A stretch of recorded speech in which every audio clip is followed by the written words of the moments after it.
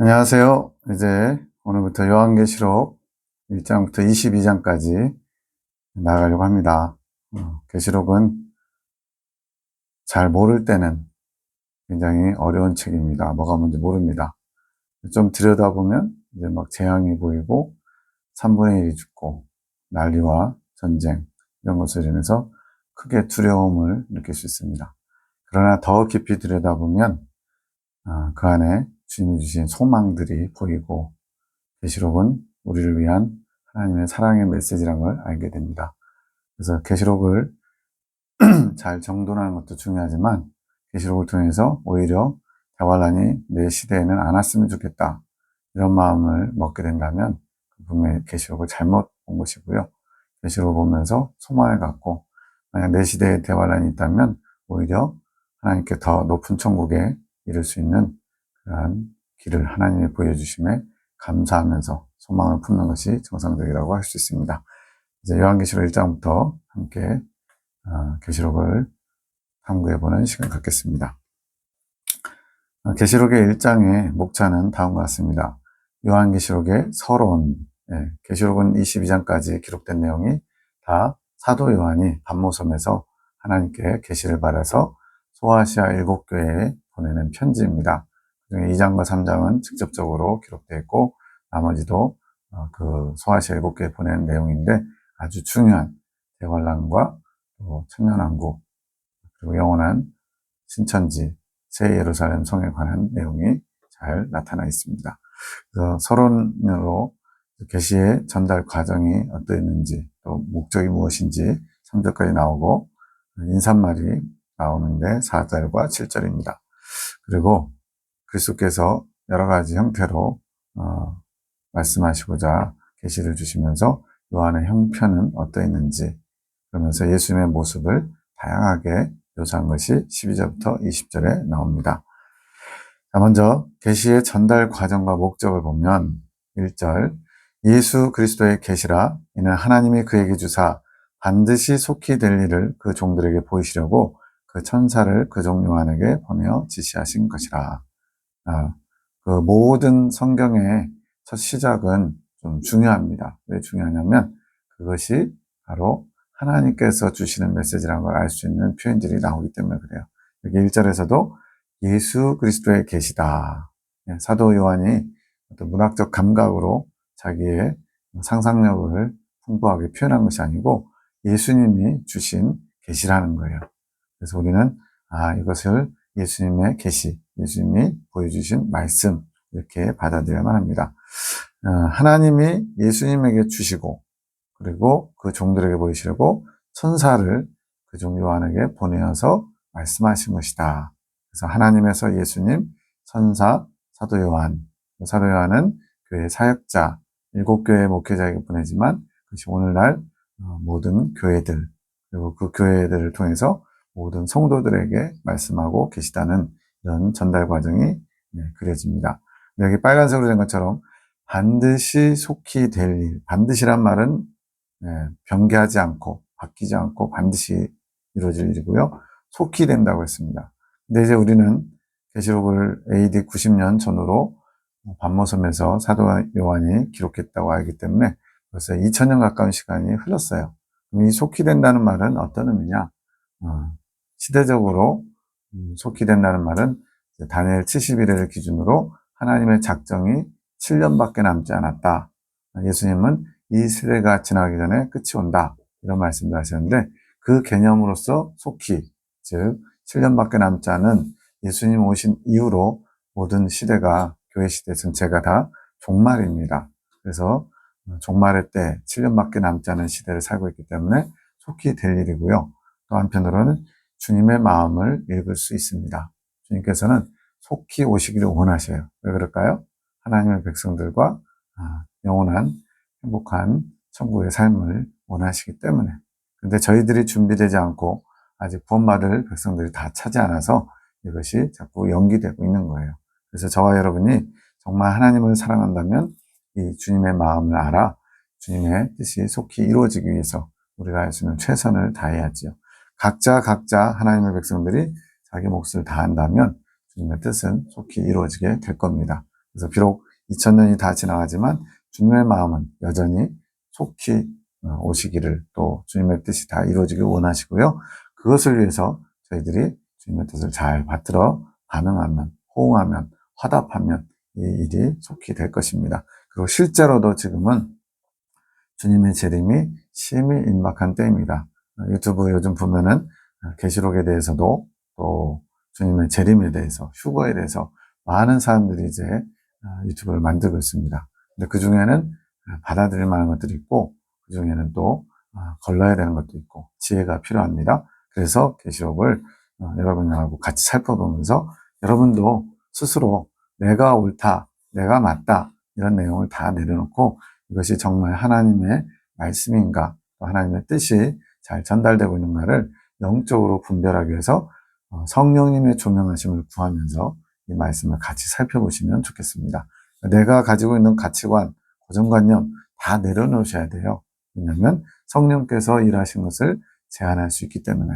그래서 성령께서 깨닫게 하시고 알게 하시고 또 바른 길을 가르칠 수 있도록, 조명할 수 있도록 내 생각을 내려놓고, 이것은 무조건 틀려, 이것은 무조건 맞아, 이런 생각을 다 내려놓고 주님께서 지금 내게 주시는 말씀이 뭔가, 그것을 잘 깨닫는 시간이 되길 바랍니다.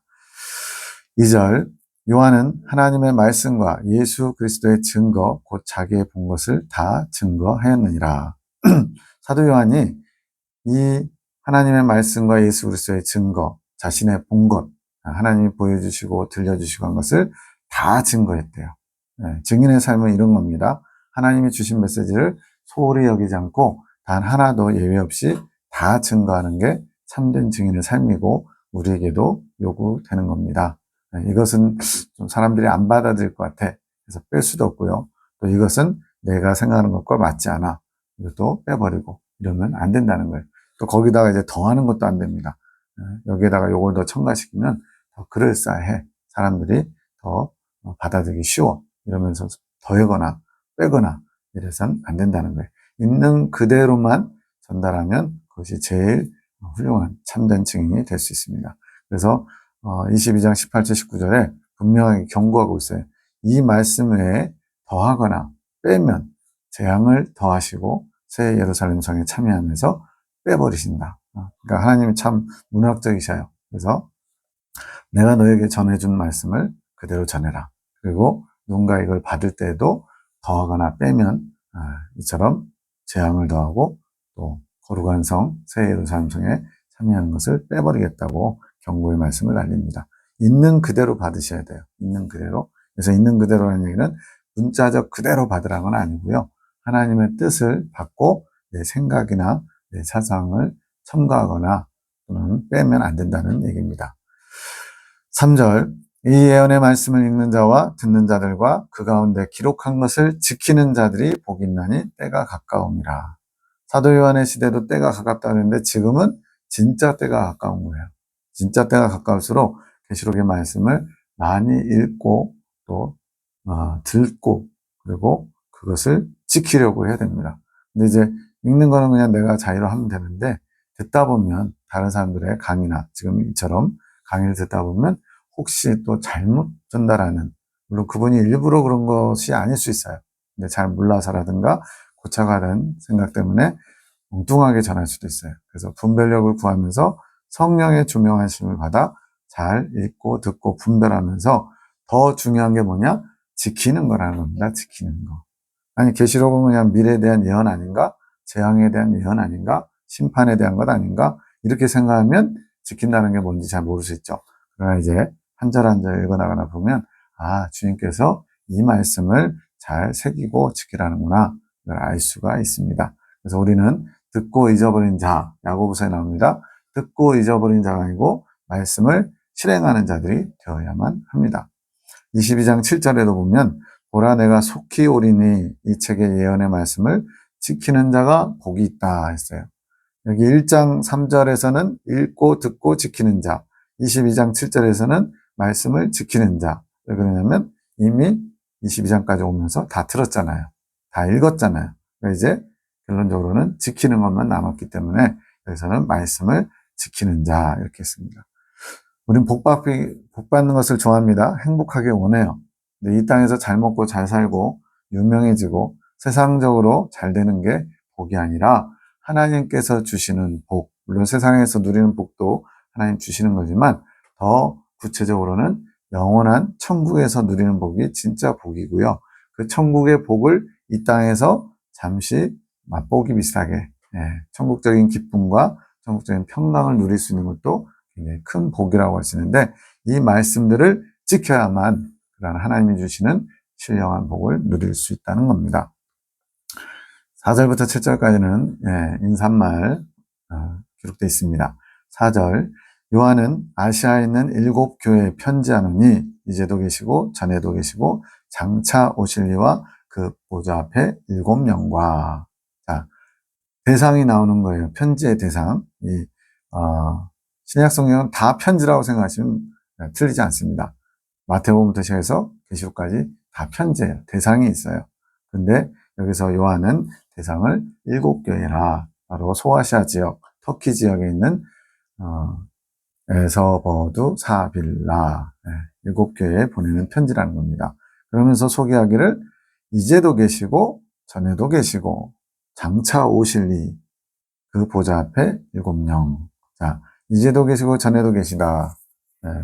처음과 나중 되시는 알파와 오메가 되시는 시작과 끝이 되시는 창조주 하나님이시면서 또 장차 오실 이 바로 예수님의 재림이죠.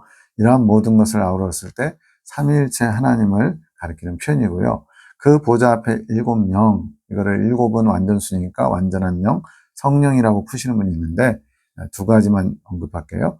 성령님이시라면 보좌 앞에 서 있는 게 아니고 보좌에 앉아 계셔야죠. 하나님이시니까.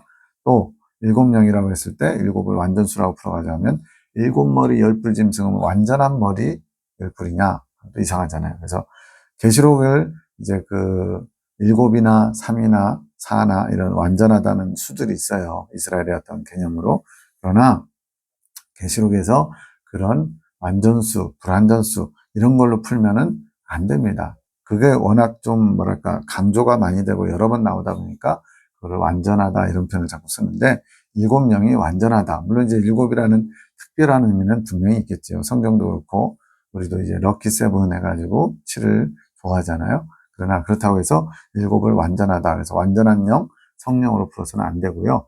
이제 4장에서 하나님 보좌 천상낙원 본부가 나오는데 거기에서 7명이 무엇인지 잘 설명할 겁니다. 5절 또 충성된 증인으로 죽은 자들 가운데서 먼저 나시고 땅의 임금들의 머리가 되신 예수 그리스도로 말미암아 은혜와 평강이 너희에게 있기를 원하노라. 자, 이런 말씀이 있을 때 소아시아 7교회에 보내는 편지지만 우리에게 주시는 말씀을 듣는 것이 유익합니다. 우리에게 주시는 말씀, 나에게 하시는 말씀. 충성된 증인이면서 죽은 자들 가운데서 먼저 나신 분 누구겠어요? 바로 예수 그리스도. 예수님도 충성됐다. 아버지께 충성된 아들로서 사역을 하셨다는 얘기입니다. 그리고 죽은 자들 가운데서 먼저 나셨다. 다시 부활하셨다는 얘기죠. 그러면서 땅의 임금들의 머리가 되셨다. 주님은 만왕의 왕, 만주의 주시라는 얘기입니다. 그럼 여기서 이 땅의 임금들은 지금 현재 미국, 캐나다, 한국, 일본 이런 땅의 임금들이냐? 이 땅의 임금들의 정체는 뒤에 가서 나오는데 먼저 말씀드린다면 나중에 하나님의 나라가 이 땅에 도래하는데 그것을 천년 그리스도 왕국이라고 그러죠. 그때 분봉왕으로 임명받는 신실한 하나님의 일꾼들, 종들을 임금으로서 땅의 임금들이라고 표현한 겁니다. 지금은 믿지 않는 사람들도 많고요. 임금들, 대통령들 중에. 그리고 심지어는 대적하는 사람들도 많습니다. 그래서 물론 모든 만물의 주인이시지만 주인됨을 거부하는 자들이 많기 때문에 그래서 이 땅의 임금들은 나중에 대환란이 끝나고 천년왕국이 와서 메시아 왕국이 도래했을 때 예수님에게 권한을 부여받아 통치하게 되는 분봉왕들, 그들이 바로 달란트 비유와 문화 비유에 나오는 착하고 충성된 종들입니다. 그들의 임금의 머리가 되셨다 말씀하는 겁니다. 그러면서 우리에게 은혜와 평강이 있기를 원한다 그러셨어요. 하나님을 믿는 사람이 지금 영적으로 잘 살고 있다는 증거는 바로 은혜와 평강이 있느냐입니다. 은혜, 하나님으로부터 공급되는 영적인 어떤 것들, 그리고 평강, 주님이 주시는 평안한 상태, 마음의 분요함이나 두려움이나 근심이나 염려나 또 너무 좋다고 막 이렇게 가슴이 펑펑 뛰는 그런 것이 아니고 고요한 상태에서 주님이 주시는 기쁨과 평강을 누리고 있는 것, 이것이 이 땅에 사는 동안 가장 행복한 그리스도인의 삶입니다. 그런데 이러한 은혜와 평강이 깨졌다면 하나님과 나와의 관계에 뭔가 문제가 생긴 거예요. 적색등이 켜진 거예요. 그래서 어디서부터 지금 이것이 깨졌는지, 하나님과 관계가 지금 잘 소통이 안 되는지를 찾는 것이 지혜로운 사람입니다. 그래서 지금 내 마음에 불안이나 염려나 근심이나 분노나 이런 어떤 평강이 깨진 상태가 있다면 그 사건을 보지 마시고 사람을 보지 마시고 하나님과 관계에서 어디에서 문제가 생겼는지를 먼저 살피는 것이 지혜로운 사람입니다. 그리고 이러한 은혜와 평강은 사도 바울도 늘 자신의 서신에서 시작할 때 인사말에 넣죠. 즉, 이 땅에 사는 동안 우리는 서로 축복하는데 그 축복이 예전에 한 10년 전인가요? 막 여러분 부자 되세요. 그래가지고 막 되게 유행을 탔어요. 인사말로. 부자 되는 거는 이 땅에서 끝나는 겁니다. 돈 가지고 천국 가서 뭐 하실 건데요? 가져갈 수도 없고, 천국은 돈 많다고, 우리가 말하는 소위 그 아주 특급 호텔 같은 데서 사는 게 아니에요. 오히려 돈은 많은데 주님을 위해서 한 게 아무것도 없으면 말 그대로 노숙자처럼 살 수도 있다. 예, 천국 갔다 오신 분들이 그런 표현도 하더라고요. 가봐야겠지만, 어쨌든 은혜와 평강을 다른 사람에게 빌어주는 것은 아주 복된 겁니다. 왜? 그것이 그 사람에게 합당치 않으면 다시 내게로 돌아온다고 그랬어요. 그래서 우리는 다른 사람들이 잘 되기를 바라는 축복을 많이 빌어줄수록 오히려 그것이 우리에게 유익합니다. 합당치 않으면 돌아올 테니까요. 그 중에 축복 중에 제일 좋은 축복이 은혜와 평강이 함께 하시기를 축복합니다. 이게 제일 좋은 것 같아요. 그러니까 많은 사도들이 다 이 표현을 쓴 거죠. 우리를 사랑하사 그의 피로 우리 죄에서 우리를 해방하셨다. 우리를 사랑하시는 예수님, 예수님의 십자가 사건이 나와 무슨 관계가 있냐, 이것을 잘 묵상하고 주님의 사랑을 십자가를 볼 때마다 느껴야 됩니다. 십자가를 볼 때마다 고통만 느끼는 건 반쪽이에요. 주님이 얼마나 고통스러우셨을까, 안쓰럽고 눈물 나고 물론 필요합니다. 그러나 그 십자가는 사랑의 징표입니다. 그렇기 때문에 십자가의 고통 때문에 주님이 아파하시는 거, 힘들어하시는 거, 이것만 생각하는 건 반쪽이고요. 더 진짜는 그 십자가에서 보여주신 하나님의 사랑을 보는 것이 더 중요합니다. 우리를 사랑하셔서 피로 우리 모든 죄에서 우리를 해방시키셨다. 예수님의 보혈의 은총으로만 우리 모든 죄가 해결될 수 있습니다. 6절, 그 아버지 하나님을 위하여 우리를 나라와 제사장으로 삼으신 그에게 영광과 능력이 세세토록 있기를 원하노라. 아멘. 아버지 하나님을 위하여라는 뜻은 예수님이 충성된 증인, 충성된 아들로서 우리의 모든 죄를 해결하시고 하나님의 백성으로 우리를 만드셨어요. 그런데 두 종류로 만들었다는 게 중요합니다. 우리를 나라와 제사장으로 삼았다. 근데 많은 분들이 이거를 두 종류라는 것을 생각하는 분이 별로 없는 것 같아요. 나라라는 표현은 예수님을 믿고 구원받은 백성들을 표현합니다. 물론 제사장도 그 백성 중에 하나죠. 그런데 일반 백성들의 표현을 나라라고 한 거고요. 또 구별되게 제사장이라는 표현을 써서 그 일반 백성들과는 좀 구별된 존재를 이야기하고 있는 거예요. 여기서 제사장은 모든 성도들, 아까 나라에 해당하는 성도들 중에 심판권을 받고 보좌에 앉은 성도들, 계시록 20장 4절에 이제 세 종류의 성도 이야기가 나오는데 그 중에 보좌에 앉는 성도가 있고요. 다스림을 받는 일반 백성들이 있다는 겁니다. 이것이 구약의 모형으로는 천국을 상징하는 가나안 땅에 제사장들이 있었고 그 제사장들에게 지도를 받는 일반 백성들이 있었다는 거죠. 그래서 천년왕국에서 아까 말씀드렸죠. 예, 땅의 임금들, 바로 땅의 임금들이 천년왕국 때 분봉왕으로서 예수님을 대리해서 통치하는 분들인데 그들이 바로 제사장들입니다. 천년왕국은 신정일치의 재정일치의 세상이에요. 왜? 예수님이 모든 만왕의 왕이 되시고 그 만왕의 왕 밑에 땅의 임금들이 있고 그들은 제사장처럼 하나님 관점에서 하나님 중심으로 통치해야 할 것을 의미합니다. 그래서 이들을 이제 2장과 3장에 연구하면 자세히 나오는데 바로 교회 시대에 이긴 자들이라는 거예요. 이 교회 시대에 이긴 자들이라는 표현을 잘 이해를 못하신 분들은 이 앞에 있는 인문, 기초 그 부분을 다시 한번 보시면 좋겠습니다. 자, 교회 시대를 하나님이 두 종류의 성도로 구분하셨어요. 그래서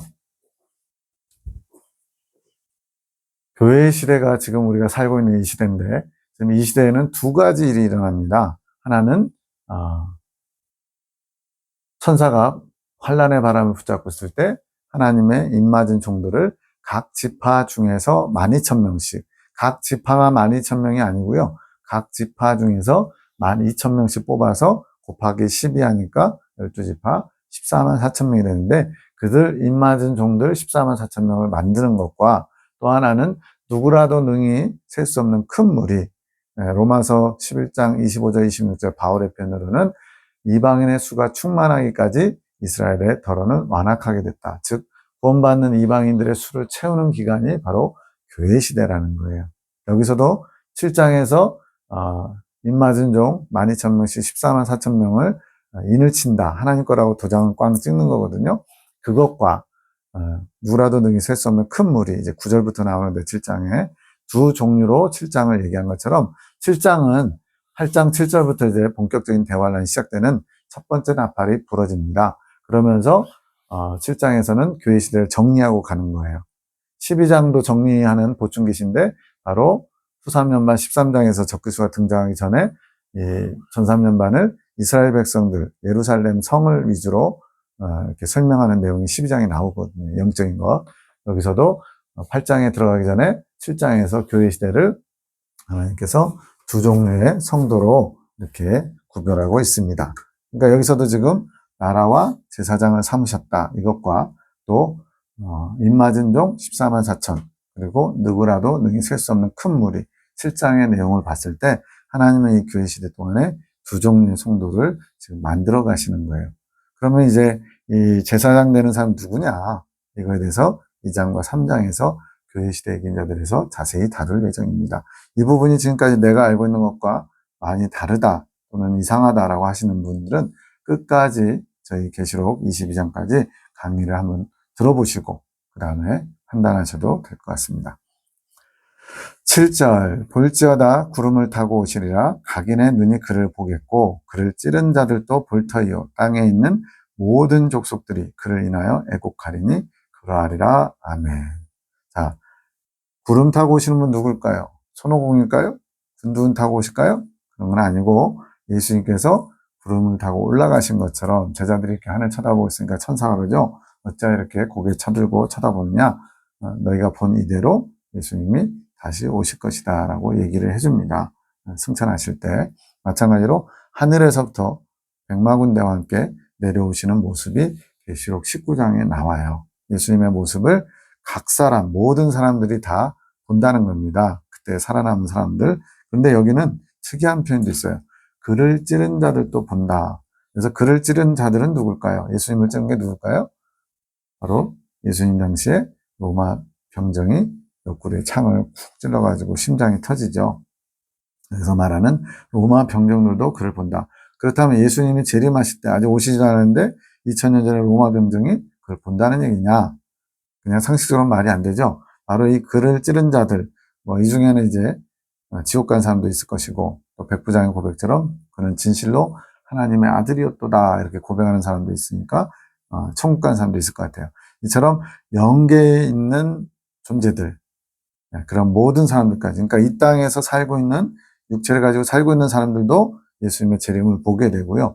영계에서도 예수님의 재림을 보게 된다는 거예요. 그러면서 땅에 있는 모든 족속들이 그를 인해 애곡한다. 이거는 예수님 믿는 사람들일까요? 안 믿는 사람들일까요?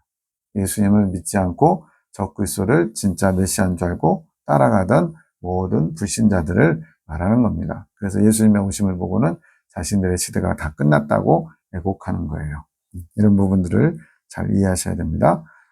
자, 8절에서는 이제 예수님의 계시 이야기가 나옵니다. 그러면서 사도 요한이 지금 어떤 형편에 있는지를 이야기하고 있어요. 8절에 주 하나님이 가라사대 나는 알파와 오메가라. 이제도 있고 전에도 있었고 장차 올 자요 전능한 자라 하시더라. 앞서 이미 나왔죠.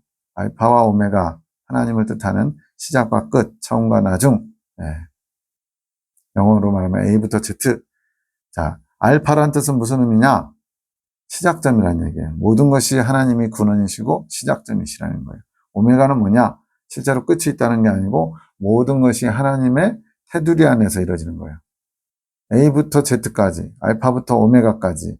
이건 헬라어입니다. 알파부터 Z, 오메가까지 그 안에 모든 만물이 다 있어요. 그 얘기는 모든 것을 주관하시는 하나님임을 알 수가 있습니다. 이 우주가 실로 어마어마하게 광대하잖아요. 근데 그 우주도 하나님이 창조하셨어요.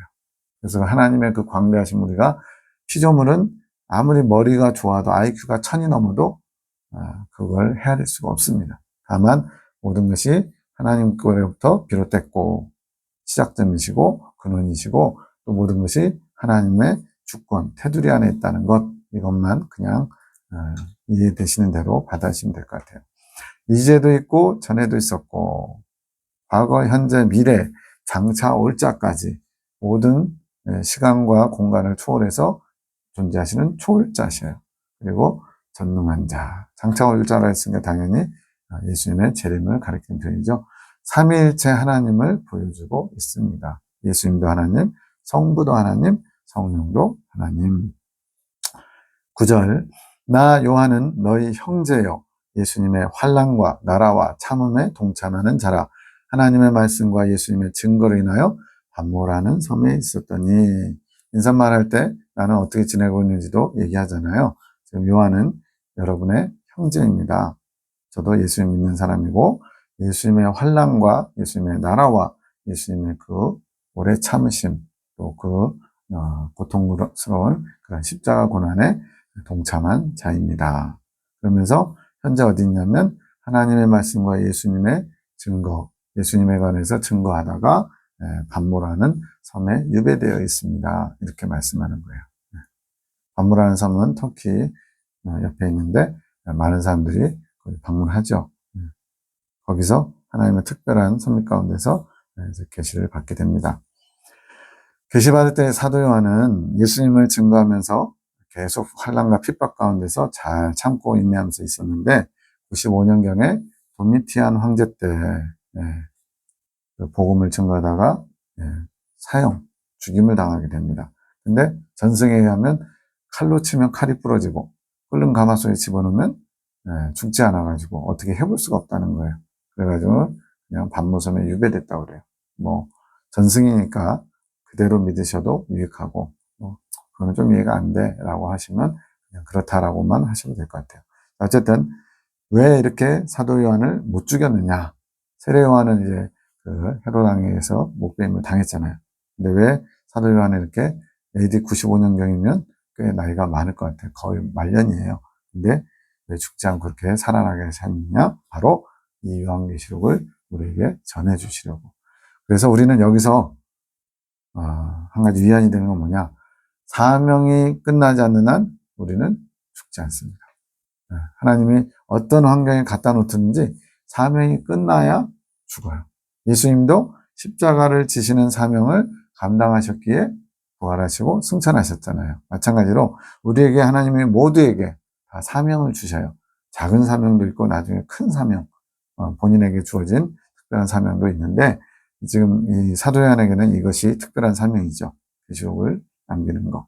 이것처럼 각자에게 주어진 사명이 다하기까지는 우리의 생명은 주님께서 안전하게 보호하신다는 거. 그러다 보면 이제 선교사들 중에 이제 비행기 타고 가다가 선교지로 가다가 비행기가 추락해서 죽는 일도 있죠. 그럼 그걸 봤을 때 우리가 아니 무슨 하나님 일로 이제 몇 년 동안 준비되고 가다가 비행기 죽는 게 뭐 이러냐. 하나님 안 계신가 봐. 이런 어리석은 생각을 하시면 안 돼요.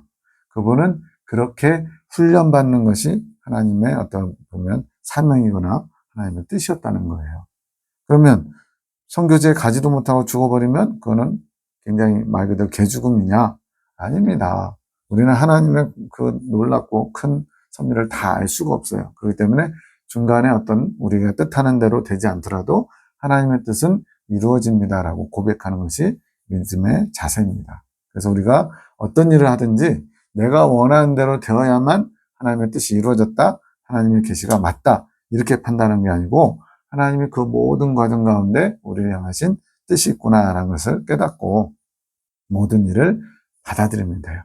이건 뭐 수동적이고 소극적이고 이렇게 그렇게 되라는 얘기는 아니고요.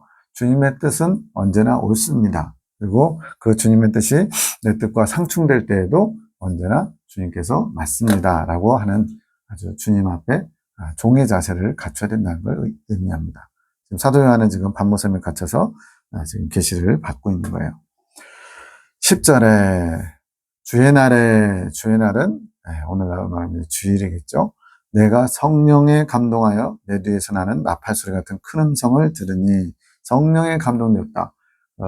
모든 성경은 하나님의 감동으로 된 것으로 교훈과 책망과 바르고 의로 교육하기에 유익하다 그랬죠. 교훈과 책망과 바르게 함과 의로 교육하기에 유익하는데 그것이 하나님의 감동으로 된 책이기 때문에 그런 것처럼 지금 사도 요한도 자신의 어떤 문학적인 소양을 사용해서 이 말씀을 기록하는 게 아니고 성령의 감동을 받아서 하나님께서 주시는 거라는 거예요.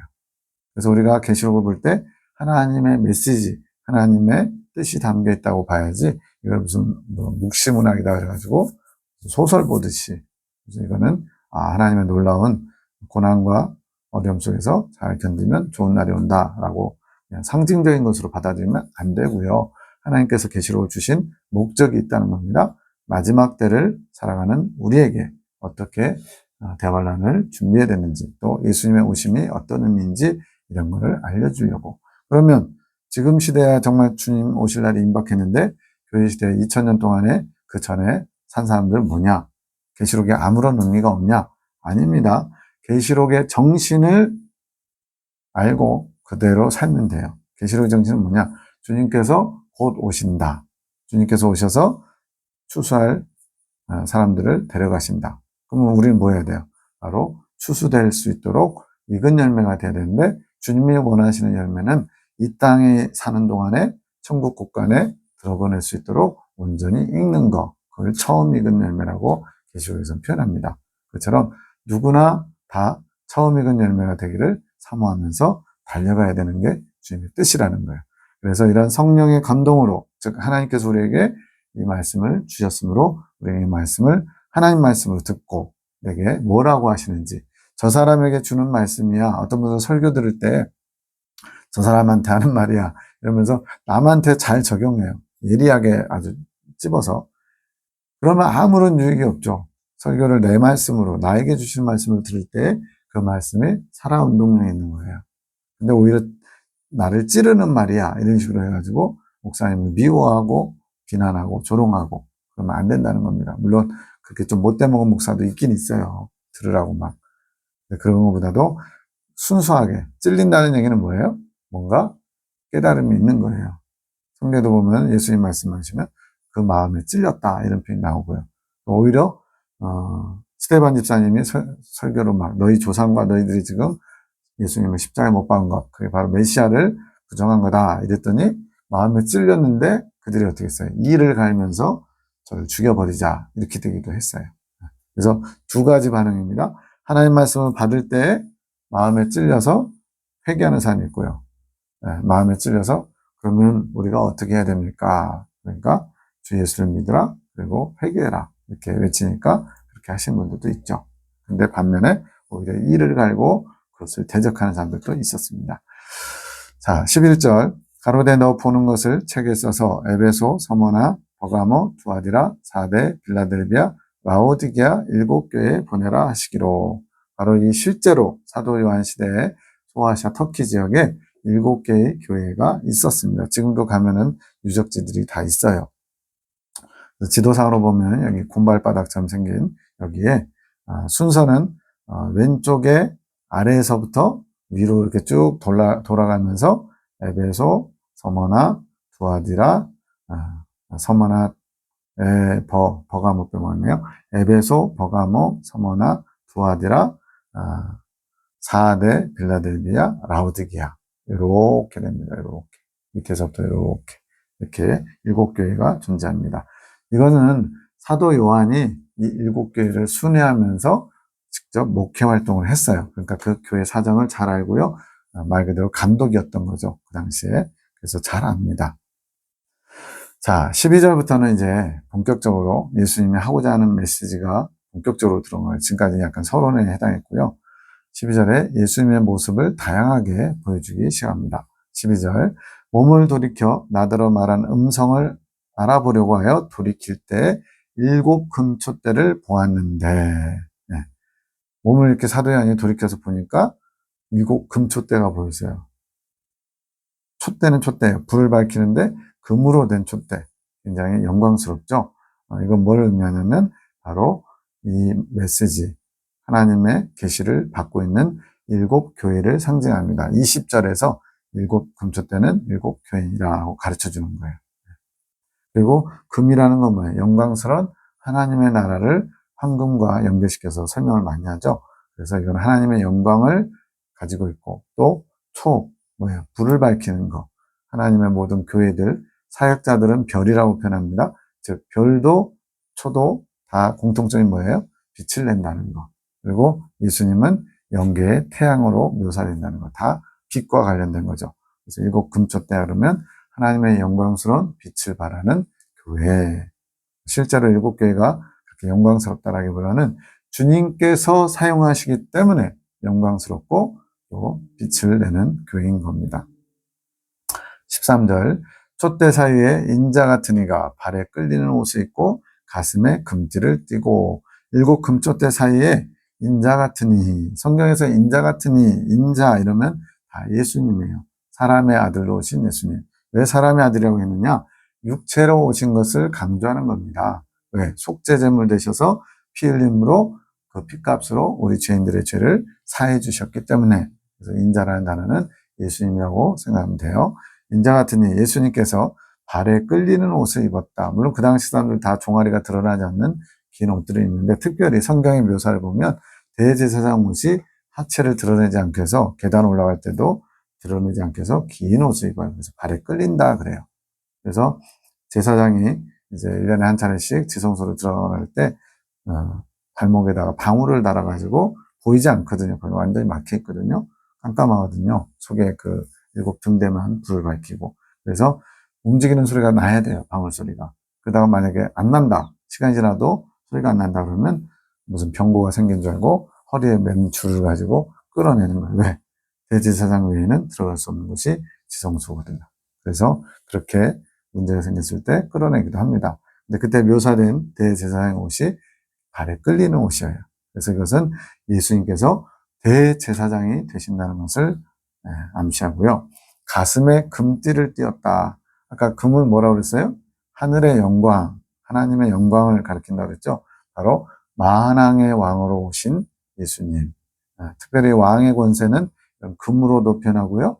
또 적색의 옷, 그리고 보라색의 옷이 왕을 상징하는 색깔입니다. 그래서 이제 목사님들 후드나 이런 거 보면 보라색도 있고 빨간색도 있고 막 그러잖아요. 자, 만왕의 왕 권세를 가지신 예수님을 지금 묘사한 게 1번, 2번, 3번이에요. 이 모습 기억하시고, 14절, 그 머리와 털의 희기가 흰 양털 같고 눈 같으며 그의 눈은 불꽃 같고. 자, 예수님의 머리와 머리털이 흰 양털처럼 새하얗대요. 천국 갔을 때 예수님 머리가 하얀색일까? 근데 이제 보고 오신 분들 보면은 까만색으로도 많이 보는 것 같아요. 그러면은 여기서 왜 흰색이라 했냐? 예수님의 의로우심과 순결하심을 표현하는 거예요. 예수님은 다양한 모습으로 나타나실 수 있습니다. 그래서 예수님을 어렵게 되게 좀 이렇게 거리감을 두는 분은요, 예수님이 경찰의 모습으로도 나타난다는 거예요. 어떤 분은 또 예수님 굉장히 인자하신 모습으로 나타나고, 어떤 분은 뭔가 이렇게 형님같이 친근하게 나타나기도 하고, 다양한 형태로 예수님은 나타나시고 일하십니다. 우리가 너무 예수님을 고정된 틀에다 가둬놓고 하나님은 굉장히 엄격하신 분, 누구는 뭐 어떠신 분, 이런 식으로 우리가 만든 틀 속에 하나님을 가두지 않도록 조심해야 됩니다. 그의 눈은 불꽃 같고, 눈에서 불꽃이 막 나는 것처럼. 지금 예수님의 앞에 모습은 뭐였어요? 대제사장의 모습이고 왕의 모습이었잖아요. 그리고 여기서는 흰 양털 같은 머리털과 눈은 불꽃 같은 거. 이게 다 뒤에 2장, 3장 교회에 보낸 편지에 각 교회의 형편과 사정에 맞게 예수님의 모습을 묘사하는 걸로 여기서는 다 종합적으로 얘기하고 있고요. 이것을 다 쪼개가지고 그 교회의 형편에 맞게 예수님의 모습을 보여줍니다. 그래서 다 의미가 있어요. 눈이 불꽃 같다. 그래서는 당연히 감찰하시는 눈. 어디까지 감찰해요? 우리의 심령수까지. 사람은 외모를 보거니와 나의 영혼은 중심을 보느니라. 그래서 우리가 이 내면은 사람들이 몰라요. 그러다 보니까 겉으로는 인자한 척, 온유한 척, 겸손한 척, 뭔가 이렇게 괜찮은 척 할 수 있어요.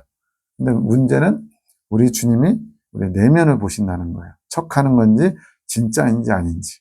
그러다 보니까 우리는 사람의 시선을 의식하지 마시고, 물론 기본적으로 예절이나 사람을 배려하는 거 이런 건 해야죠.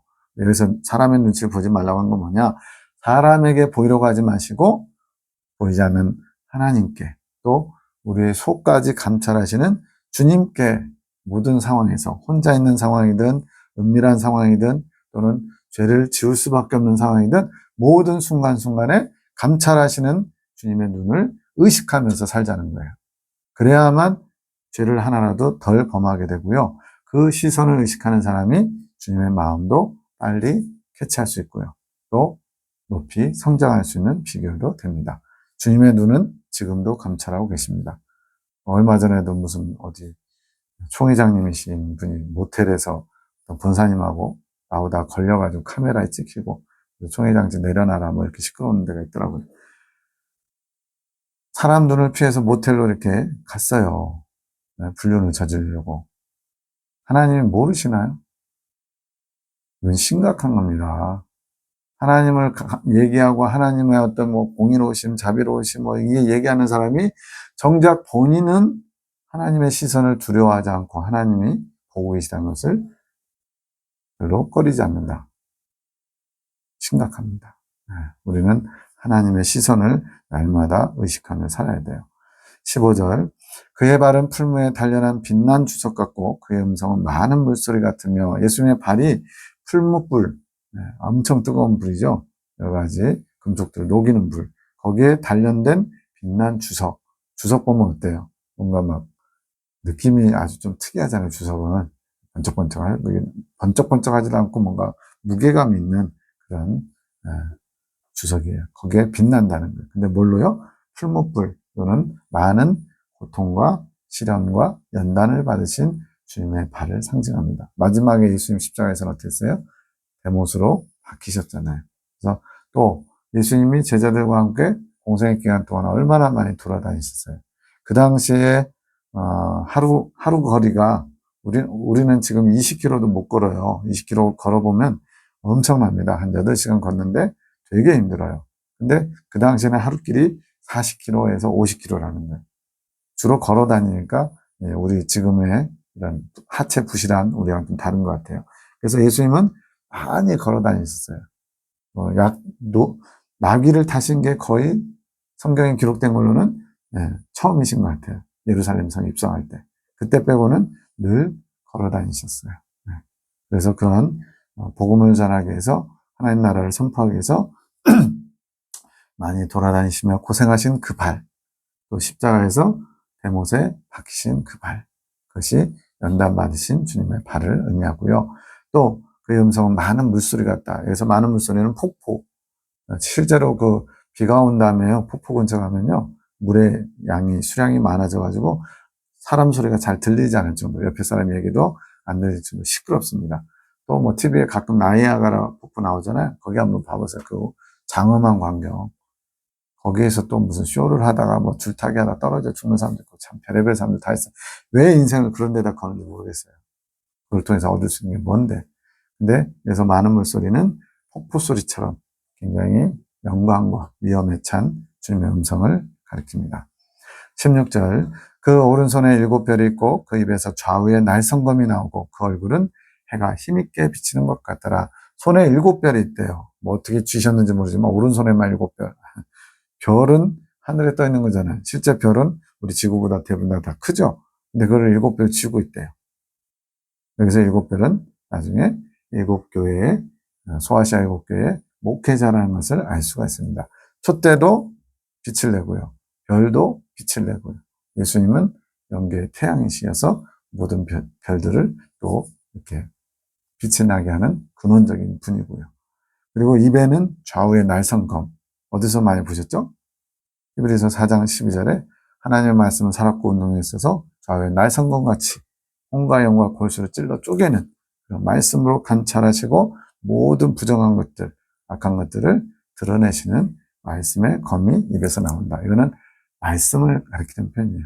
하나님의 말씀이 살아서 운동력이 있어서 사람들의 심령을 쪼개고 그 속에 있는 모든 부정한 것들을 제거할 수 있는 능력의 검이 바로 말씀이라는 거예요. 얼굴은 해가 힘있게 비치는 것처럼 천국의 태양이신 예수님의 얼굴, 이것을 보여줍니다. 17절, 내가 볼 때 그 발 앞에 엎드러져 죽은 자 같이 되매 그가 오른손을 내게 얹고 가라사대 두려워 말라 나는 처음이요 나중이니. 사도 요한이 예수님 앞에 딱 있는 순간에 죽은 자처럼, 이건 무슨 말이겠어요?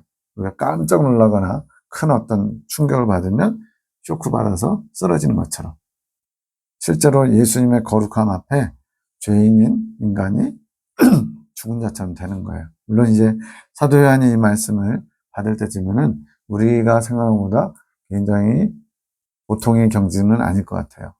이미 예수님의 제자들은 3년 예수님과 따라다니면서 십자가에 죽으시고 부활하실 때쯤에 이미 거룩의 경지에 다다랐거든요. 그 후로도 60년 넘게 지났으니까 굉장히 높이 성장한 거죠. 그럼에도 불구하고 피조물과 인간의, 그러니까 하나님 창조주와 피조물의 인간의 격이 얼마나 차이가 나는지 알 수가 있어요. 그런 예수님 앞에 사도 요한이 죽은 자처럼 되는 거예요. 또 실제로 사도 요한은 예수님의 제자였잖아요. 3년 동안 따라다녔잖아요. 그리고 가장 사랑을 많이 받은 자였잖아요.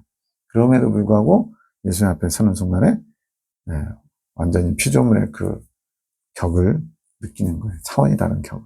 그래서 죽은 자처럼.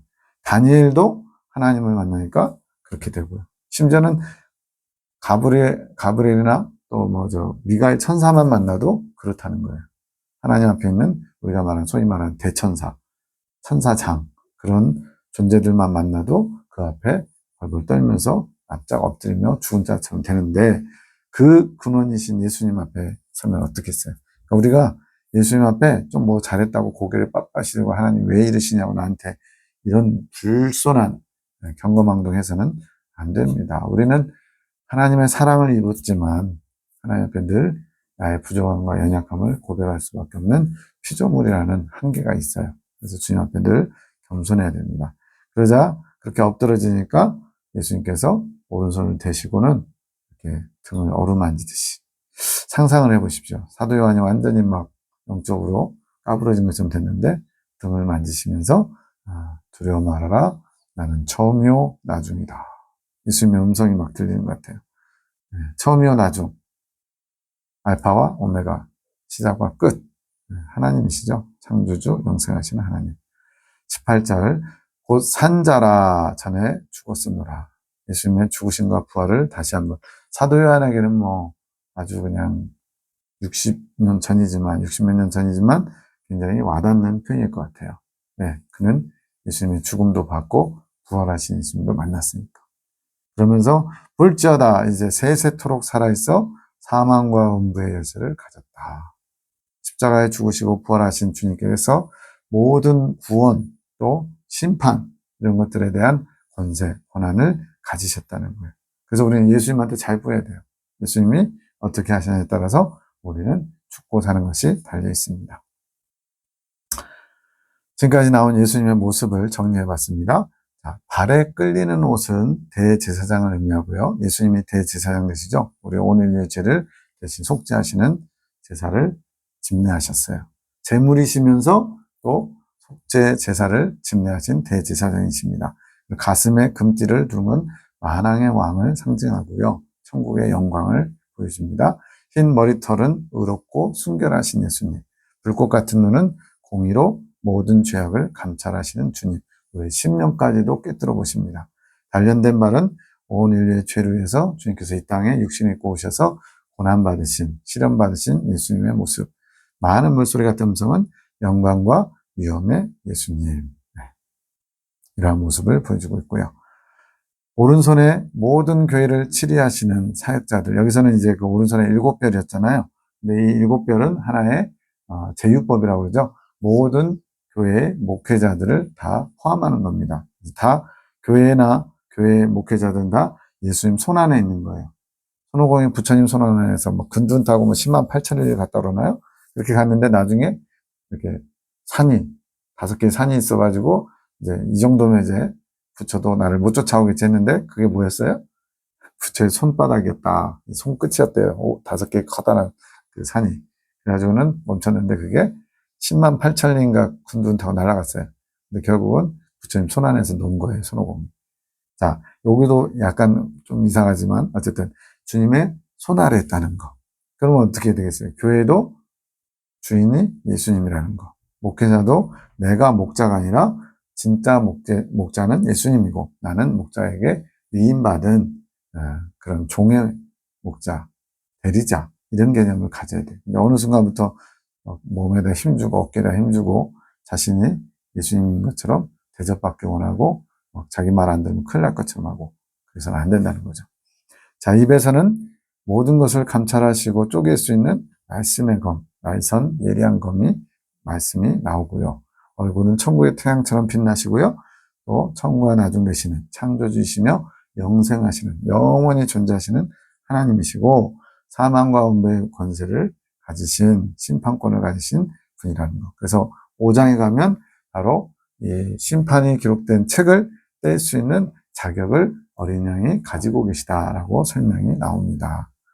19절 그러므로 내가 본 것과 이제 있는 것과 장차 될 일을 기록하라. 지금 네가 본 것들을 지금 예수님에 대한 환상들이죠. 그리고 이제 있는 일, 이제 뒤에 나오는 7개의 상황과 또 4장의 천상낙원 본보와 같은 앞으로 이제 보게 될 부분들. 장차 될 일은 이제 이 뒤로 아직 오지 않은 대환란 이후의 사건들. 그게 5장부터 22장까지 내용입니다. 이런 것들을 이제 기록해라. 요한계시록을 기록하라고 말씀하시는 겁니다. 20절 내가 본 것은 내 오른손에 7별의 비밀과 7큰 촛대라. 7별은 7교의 사자, 소아시아 7교회 즉 에서보드, 사빌라, 에베소, 서머나, 버가모, 서머나, 두아디라, 사데, 빌라델비아, 라오디기아 이 7교회의 목회자고 7촛대는 7교회다. 사도 요한의 편지를 받는 대상을 말씀했습니다. 이것으로 1장을 마치겠습니다.